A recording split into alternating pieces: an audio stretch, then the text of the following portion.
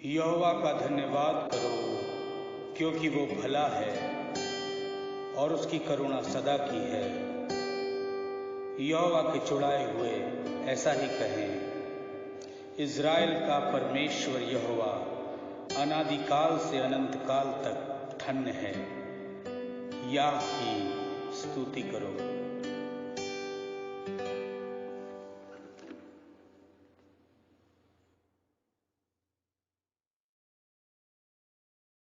पवित्र आत्मा के अवतरण के पश्चात 13वां रविवार। आइए हम प्रार्थना करें। हे प्रभु, हम प्रार्थना करते हैं कि आप हमें ऐसी आत्मा का वरदान दें कि हम उन बातों पर विचार करें और उन कामों को करें जो उचित हैं। हम बिना आपकी सहायता के कुछ भी अच्छा काम नहीं कर सकते हैं। अतः हमें ऐसी शक्ति दीजिए ताकि हम आपकी पवित्र इच्छा के अनुकूल जीवन बिता सकें। हमारे प्रभु यीशु मसीह के द्वारा, जो आपके और पवित्र आत्मा के साथ एक परमेश्वर हैं और अब तथा सदा सर्वदा जीवित और राज करते हैं। प्रभु के नाम में आमीन।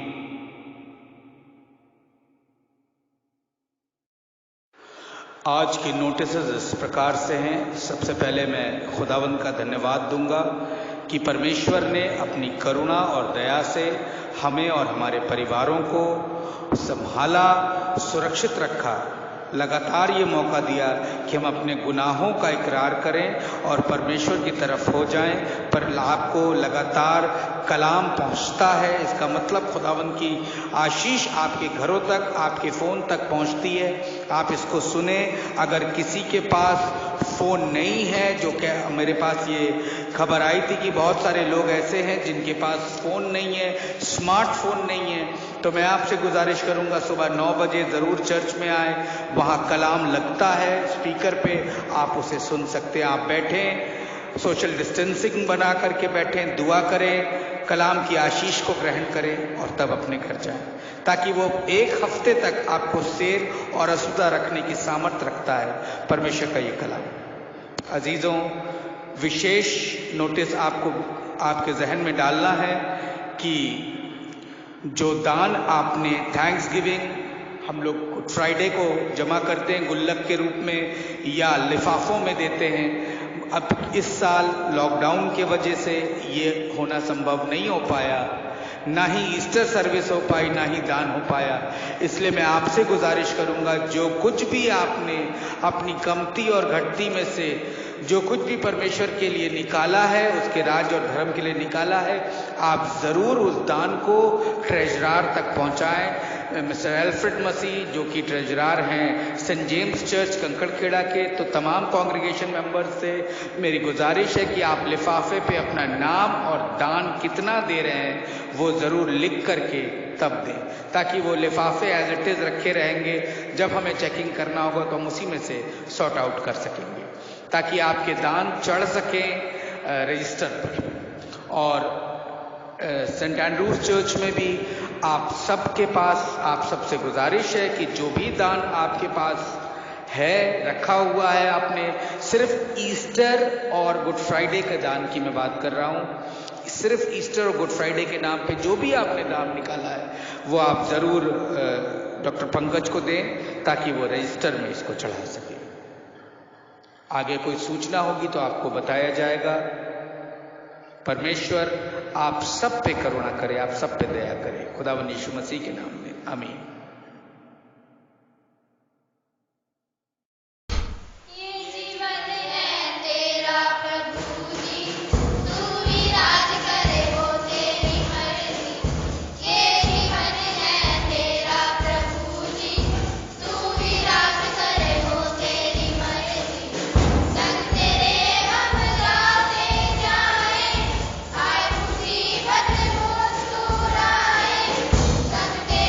हम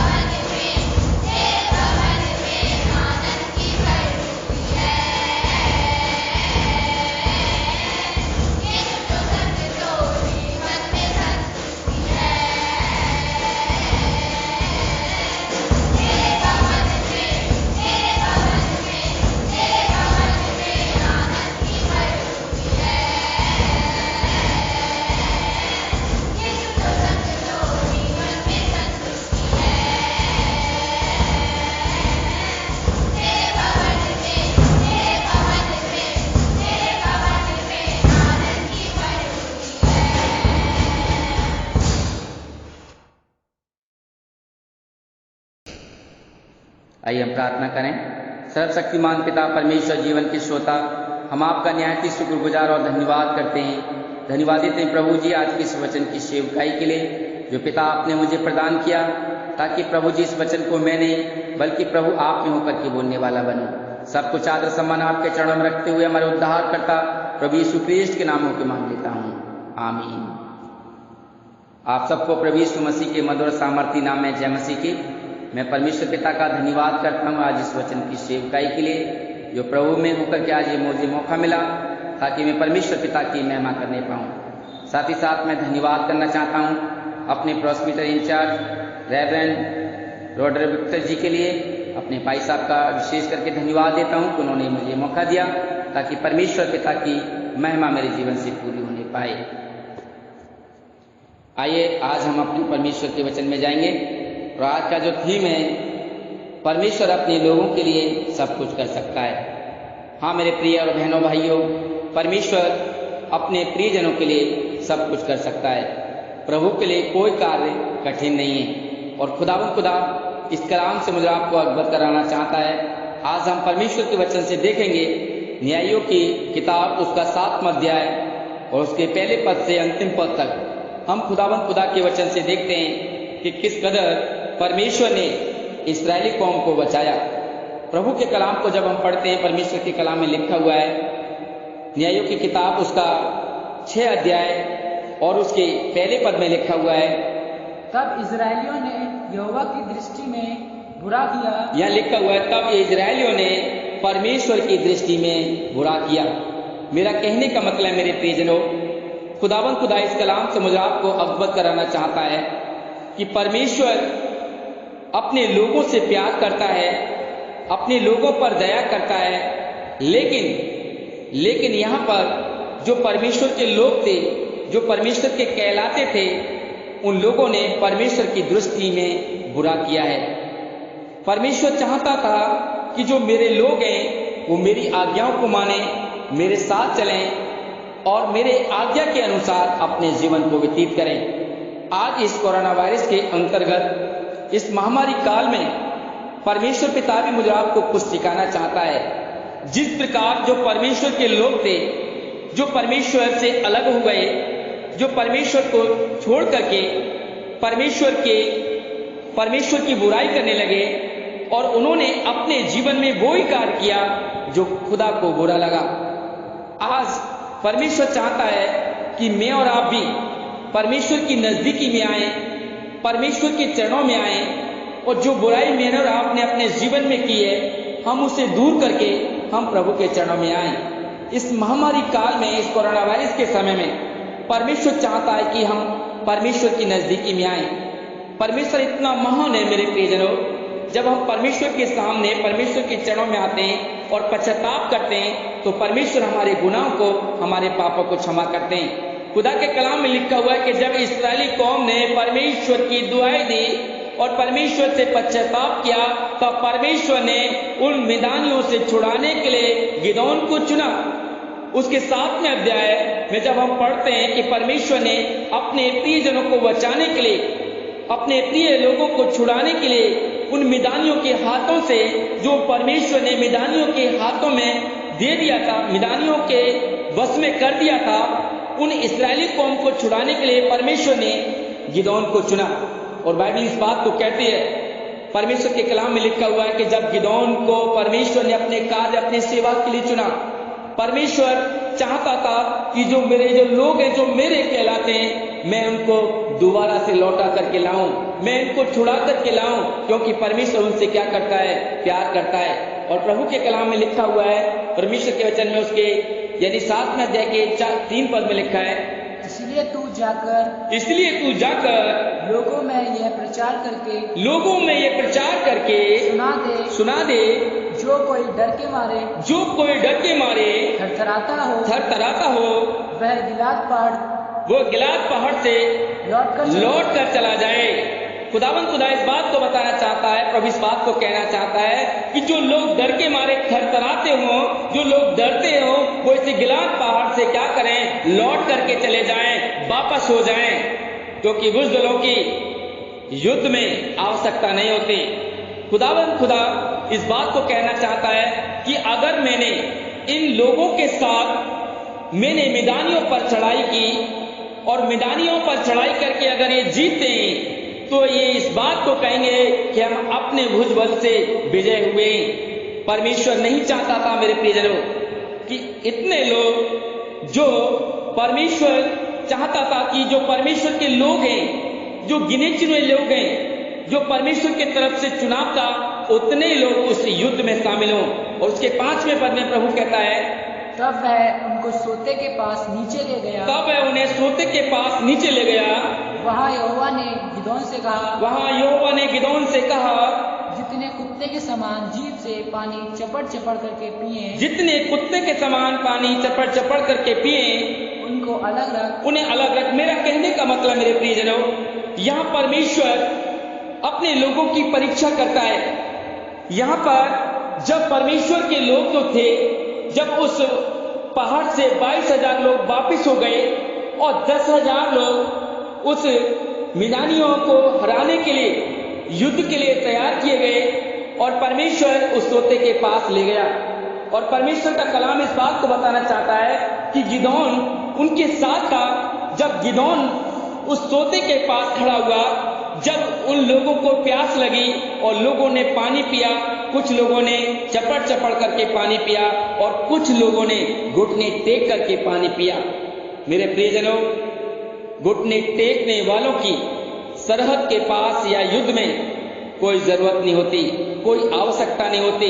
लेकिन जिन्होंने यानी चपड़ चपड़ करके पानी पिया, उन्होंने चारों तरफ देख करके पानी पिया, क्योंकि सरहद पर खड़ा हुआ एक जवान चारों तरफ अपनी दृष्टि रखता है और चारों तरफ इस बात की दृष्टि रखता है कहीं आकर के उसका दुश्मन उस पर हमला न कर दे। एक अच्छे सैनिक का गुण, अच्छे सैनिक की योग्यता इस बात को आधारित करती है कि वो चारों तरफ अपनी सरहद पर निगाहें रखता है। लेकिन कुछ लोगों ने आकर के घुटने टेक करके पानी पिया, मुंह गड़ा करके पानी पिया। लेकिन परमेश्वर कहता है कि तू इनको क्या कर दे, अलग कर दे, क्योंकि इनकी आवश्यकता इस युद्ध के अंदर नहीं है। और लेकिन परमेश्वर ने जो चुना वो 300 लोग थे। बाइबल इस बात को बताती है कि 22,000 लोगों को पहले वापस कर दिया और बाइबल इस बात को बताती है कि 32,000 लोगों में से परमेश्वर ने 31,700 लोगों को वापस कर दिया और 300 लोगों को उस युद्ध के लिए तैयार किया, मैदानियों पर विजय पाने के लिए। परमेश्वर सब कुछ कर सकता है मेरे प्रियजनों। परमेश्वर अपने लोगों के लिए आज सब कुछ करने के लिए तैयार है। और जब परमेश्वर ने गिदोन को चुना और गिदोन ने परमेश्वर से बातें की, पर गिदोन कहता है, प्रभु हम तो बहुत थोड़े से लोग हैं, अब हम कैसे युद्ध कर पाएंगे, अब हम कैसे लड़ेंगे, तू हमारे लिए बता प्रभु, हमें तू आज्ञा दे। परमेश्वर चाहता है मेरे प्रियजनों कि मैं और आप भी गिदोन की तरह परमेश्वर से प्रार्थना करें, गिदोन की तरह परमेश्वर के सामने गिड़गिड़ाएं, ताकि परमेश्वर पिता मुझे आपको जीने के लिए सहारा बताए। इस महामारी के अंतर्गत, इस महामारी की युद्ध में परमेश्वर पिता मेरी और आपकी भी आवश्यकता करे, परमेश्वर मेरी और आपकी भी सुधि ले, क्योंकि जब मैं और आप परमेश्वर की नजदीकी में आते हैं, खुदावंद खुदा मेरी और आपकी हिफाजत करता है। और उसके 9 पद में प्रभु के कलाम में लिखा हुआ है, उसी रात यहोवा ने उससे कहा, उठ छावनी पर चढ़ाई कर। यहाँ पर परमेश्वर गिदोन को आदेश देता है, गिदोन से कहता है उठ और छावनी पर क्या कर, चढ़ाई कर। परमेश्वर चाहता था कि गिदोन मेरी आज्ञा का पालन करे। मेरे प्रियजनों, बाइबल इस बात को बताती है, परमेश्वर का कलाम इस बात से अवगत कराना चाहता है कि हम परमेश्वर के डर और भय में अपने जीवन को जिए। जब मनुष्य परमेश्वर के डर और भय में जीवन जीता है, परमेश्वर की आज्ञा को मानता है, परमेश्वर उसे बहुतायत से आशीषित करता है। गिदोन परमेश्वर के वचन को मानता है, परमेश्वर की आज्ञा को मानता है और परमेश्वर में होकर के आगे बढ़ता है। खुदा कहता है, गिदोन तू इस पर क्या कर, मैदानियों पर चढ़ाई कर। वो सोचता होगा, गिदोन हमारे पास तो कुछ भी नहीं है, हमारे पास ये 300 लोग। बाइबल कहती है खुदा के कलाम में उसके 18वें पद में प्रभु कहता है, लिखा हुआ है, अर्थात जब मैं और मेरे सब संगी नरसिंगा फूकें, तब तुम भी छावनी के चारों ओर नरसिंह फूकना। और यहाँ पर गिदोन ने एक योजना बनाई। गिदोन ने उन 300 लोगों को 3 पार्टियों में बांट दिया। परमेश्वर कहता है कि तू इनको नरसिंगा दे, एक घड़ा दे और इनको एक मसाल दे। इन 3 चीजों को लेकर के 300 लोग 3 पार्टियों में शामिल हुए और परमेश्वर ने जब आदेश दिया, परमेश्वर कहता है कि तू जा करके मिदानियों पर चढ़ाई कर।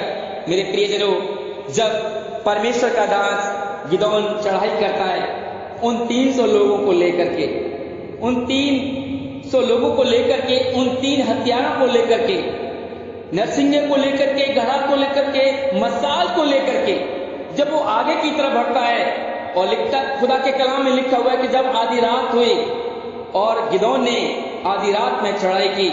जब गिदोन ने आधी रात को चढ़ाई की, जब नरसिंगा फूंका गया, जब घड़ा तोड़ा गया, जब मसाले उठाई गई, खुदा का कलाम कहता है कि जो मिदानी लोग थे, जो कि उनकी गिनती अनगिनत थी, जो कि उनकी ऊंटों की गिनती समुद्र के बालू के किरके के समान थी, उसे गिन नहीं सकते थे, वो तितर बितर हुए, वो भागने लगे। परमेश्वर का कलाम बताना चाहता है मेरे प्रियजनों कि जब मेराब के मध्य में, मेराब के जीवन में, मेराब के परिवार में परमेश्वर का वचन होता है, परमेश्वर रहता है, तो शैतान भी मेराब के जीवन से तितर बितर हो जाता है। आज इस कलाम से परमेश्वर चाहता है कि परमेश्वर का वचन मेराब के परिवार में, मेराब के बच्चों में, मेराब के जीवन में होना चाहिए, ताकि परमेश्वर का कलाम जब मेराब के मध्य में पाया जाता है तो परमेश्वर इन शैतान की सारी बुराइयों को, सारे पापों को तितर बितर कर देता है। जब परमेश्वर में होकर के गिदोन ने उस नरसिंगे को फूंका, तुरई की आवाज को फूंका, घड़ों को फोड़ा गया, मसाले उठाई गई। मेरे प्रियजनों, वहां पर लिखा हुआ है कि जो मिदानी लोग थे तितर बितर हो गए, घबराने लगे, डरने लगे। और परमेश्वर में होकर के गिदोन ने उन मिदानियों पर विजय प्राप्त की। खुदा का कलाम इस बात से अवगत कराना चाहता है, उसके 19वें पद में लिखा हुआ है, उसके 21वें पद में लिखा है, तब वे छावनी के चारों ओर अपने अपने स्थान पर खड़े रहे। तब छावनी के चारों ओर अपने स्थान पर खड़े रहे और सब सेना के लोग दौड़ने लगे। और सब सेना के लोग क्या करने लगे? दौड़ने लगे। देखिए परमेश्वर का अनुग्रह, परमेश्वर अपने लोगों के लिए सब कुछ कर सकता है। मेरे प्रियजनों, वसर मैं और आप परमेश्वर की नजदीकी में आए। जब इस्राएली कौम परमेश्वर के विरुद्ध थी और खुदाबंद इस बात को बताना चाहता है, तब इस्राएली कौम ने यहोवा की दृष्टि में क्या किया? बुरा किया। तब वो मिदानियों के हाथ में थे, उनकी गुलामी में थे, उन्हें दर्द और पीड़ाओं का सामना करना पड़ता था। मेरे प्रियजनों, जब उन्होंने पश्चाताप किया, जब वो परमेश्वर की नजदीकी में आए, परमेश्वर के चरणों में आए, तो परमेश्वर का कलाम कहता है कि परमेश्वर ने उन मिदानियों पर विजय प्राप्त की। आज प्रभु चाहता है कि मैं और आप भी शैतान पर विजय प्राप्त करें। मैं और आप भी परमेश्वर के चरणों में आए, प्रभु की नजदीकी में आए। अय्यूब की किताब उसका 19वां अध्याय और उसके 25वें पद में इस प्रकार कहता है, लिखा हुआ है खुदा के कलाम में, मुझे तो निश्चय है, मुझे तो निश्चय है कि मेरा छुड़ाने वाला जीवित है। अय्यूब अपने जीवन से गवाही देता है और अय्यूब इस बात को लिखता है कि मुझे तो निश्चय है, उस बात में कोई शंका नहीं। गिदोन को कोई शंका नहीं थी कि मेरे पास 300 सिपाही हैं, 300 लोग हैं, मैं हार जाऊंगा, लेकिन उसे निश्चय था कि यहोवा परमेश्वर मेरे साथ है। और परमेश्वर में होकर के, परमेश्वर के अनुग्रह में होकर के वो आगे बढ़ा और उसने मिदानियों पर विजय प्राप्त की। और परमेश्वर के कलाम में लिखा हुआ है कि पौलुस और सिलास को जब बंदी गृह में बंद कर दिया गया और खुदावंद खुदा कहता है कि छुड़ाने वाला कौन था? परमेश्वर था। और बाइबल इस बात को बताती है कि पौलुस और सिलास ने परमेश्वर की इस कदर प्रार्थना की, इस कदर इबादत की कि स्वर्ग में परमेश्वर का पैर हिल गया। मेरे प्रियजनों, बाइबल इस बात को बताती है कि जब खुदावंद खुदा का पैर स्वर्ग में हिला, कारागार की नींव हिल गई, हाथों की हथकड़ियां खुल गई, पांव की बेड़ियां टूट गई। खुदा चाहता है मेरे अजीजों कि मैं और आप भी इस कदर परमेश्वर की इबादत करने वाले लोग बने। यीशु मसीह ने लड़ाई लड़ी थी संसार और शैतान से। मैं और आप भी शैतान से लड़ें, शैतान से मुकाबला करें। शैतान से छुड़ाने के लिए प्रभु यीशु मसीह ने अपने प्राणों की आहुति दे दी। परमेश्वर चाहता है कि मैं और आप भी शैतान से लड़ने वाले बने। अब हमको शैतान से लड़ने के लिए तैयार होना चाहिए, तैयारी करनी चाहिए, क्योंकि जब मैं और आप परमेश्वर में होकर के तैयारी करते हैं, प्रभु के साथ चलते हैं, खुदा मुझे आपको आशीषित करता है। और खुदा के कलाम में लिखा हुआ है, पहला पत्रस उसका 5वां अध्याय और उसके 8 पद में प्रभु इस बात को कहता है, सचेत हो और जागते रहो। आज खुदावंद कहता है इस महामारी काल में, इस कोरोना वायरस के समय, सचेत हो और जागते रहो। कहीं मैं और आप इसराइलियों की तरह जो कि सो गई थी, जो कि पाप में आ गई थी, जो कि परमेश्वर को छोड़ दिया था, परमेश्वर की दृष्टि में जो बुरा था वो ही किया। आज प्रभु चाहता है कि मैं और आप परमेश्वर की नजदीकी में आए, परमेश्वर के चरणों में आए। इस महामारी काल में, इस कोरोना वायरस के समय में जब मैं और आप परमेश्वर की नजदीकी में आते हैं तो खुदा मुझे इस महामारी से, इस बीमारी से आजादी देगा और छुटकारा देगा। सब कुछ करने वाला मेरे प्रियजनों परमेश्वर है। और प्रभु का कलाम कहता है, मुझे तो निश्चय है, सचेत हो और जागते रहो, क्योंकि तुम्हारा विरोधी शैतान गरजने वाले सिंह के समान है, इस खोज में रहता है किसको फाड़ खाए। मेरे प्रियजनों, खुदा का कलाम मुझे आपको इस बात से अवगत कराना चाहता है कि मुझे आपको जो लड़ाई लड़नी है, जो युद्ध लड़ना है, मेरा आपका जो युद्ध है उस शैतान से। परमेश्वर चाहता है कि मैं और आप परमेश्वर के साथ अपने जीवन को जिए।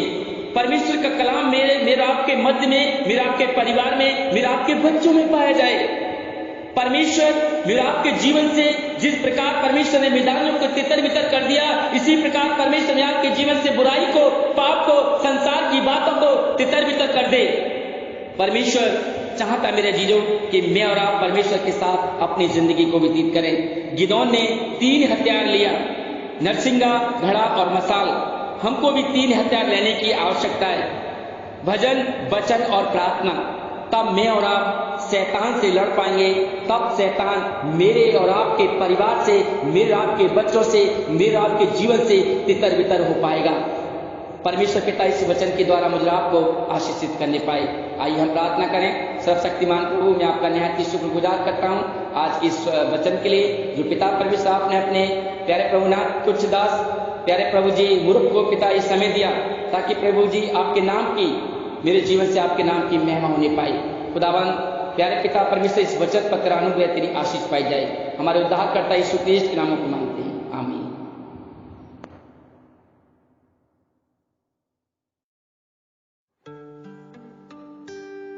परमेश्वर पिता का धन्यवाद हो।